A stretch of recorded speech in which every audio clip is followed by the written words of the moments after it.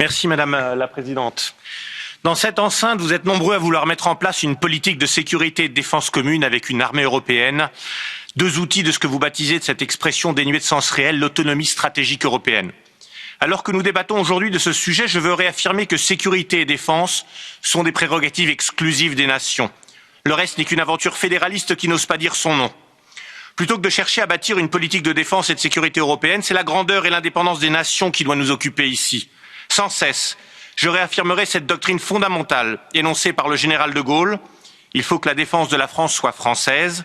Un pays comme la France, s'il lui arrive de faire la guerre, il faut que ce soit sa guerre.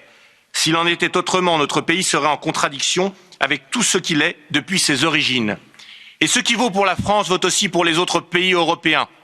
On voit mal comment ils pourraient envoyer leurs compatriotes en opération risquer leur vie hors de ce cadre-là. D'ailleurs, ils le font peu.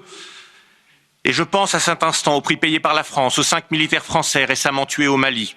Le seul cadre possible d'une défense de l'Europe réside dans la souveraineté de chaque nation européenne. À ce titre, la France doit quitter le commandement militaire intégré de l'OTAN, alliance dont la mort cérébrale effectivement constatée par Emmanuel Macron ne masque plus l'usage qu'en font les États-Unis pour imposer leur hégémonie. Et les propos du président élu Biden font craindre le pire et ne réfrènent pas non plus les violentes attaques d'Erdogan qui rêve d'imposer sur notre continent le califat islamiste qu'il appelle de ses vœux.